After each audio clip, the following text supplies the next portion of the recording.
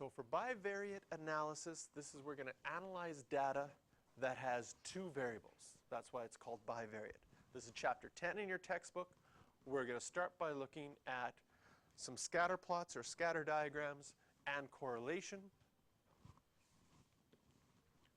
So there's bivariate analysis is the relationship with two variables. And anytime you have a relationship between two variables, you can graph them. You've done this before. Remember that your independent variable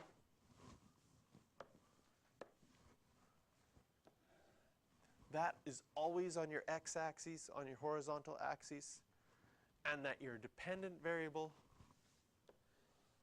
is always on the vertical axis. IB is very particular about graphs. Every time that you have a graph, things need to be clearly labeled. In fact, this graph is pretty good.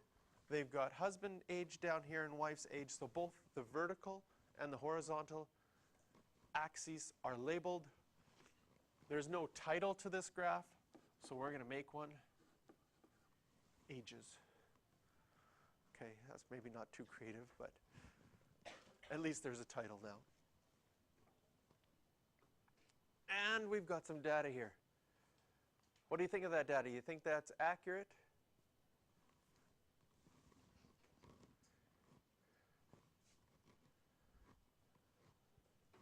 You think there should be any crazy datas out there? That's some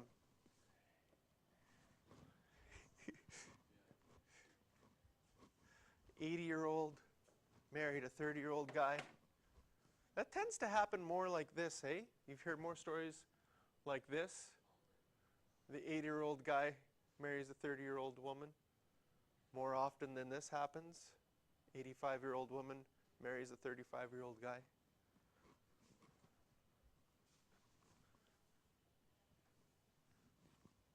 Oh, the random marriage. Here it is. 40-year-old and 35-year-old. I could plot my data. There I am, right about there.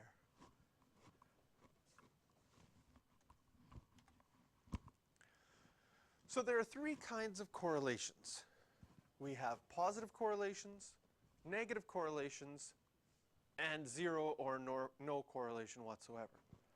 Positive correlations tend to say that as your dependent variable increases, your independent variable increases, and you get a positive slope. So one way to remember positive correlation, it goes with positive slope. And negative correlation goes with a negative slope. As you increase your dependent variable, your independent variable, your dependent variable decreases as your independent variable increases. And if you just have a bunch of random data,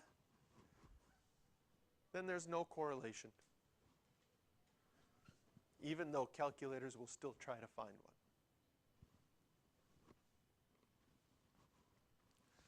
So here's our first example. I want you to think about each one, draw a little graph, and then based on your graph, figure out which one is dependent, which one is independent. Draw a graph, and then figure out if there would be a positive correlation, a negative correlation, or no correlation. All right, ready to check? Here's our graph. For our first one, what is independent is the distance, and your time is what depends.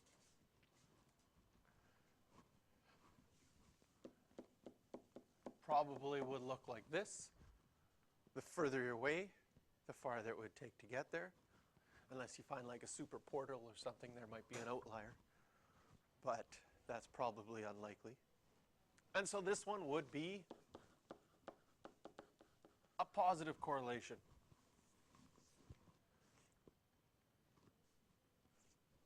This next one, if you looked at number of students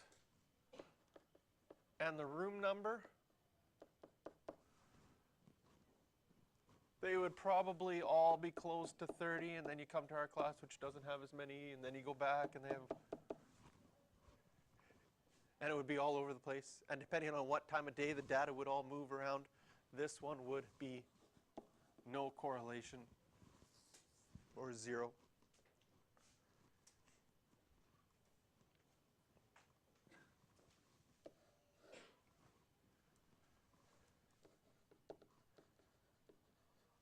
Independent thing here is their distance, and the distance, the gas in your tank depends on how far you've traveled. Now, when you haven't traveled anywhere, you probably have lots of gas in your tank, but as you travel, the gas goes down. And so this would be a negative correlation. I am glad that the next one is not a negative correlation. That would really suck. The more you teach, the less you make. But the opposite is true. In fact, for teachers, for your first 10 years teaching, you get a big jump every year. And then once you hit 10 years, you flatline. Well, you get like cost of living, but you get so used to getting a raise every year, and you're like, woohoo! And now that I'm into 13 years of teaching, it's like, yeah, it's the same as last year, except they give you cost of living. But for those first 10 years, you get a steady increase, and then it sort of levels off. But it is positive.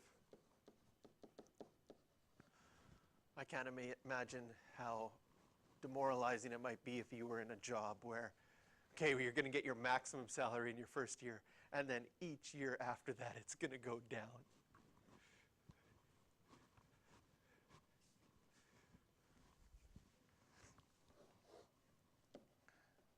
Does a person's mark depend on attendance?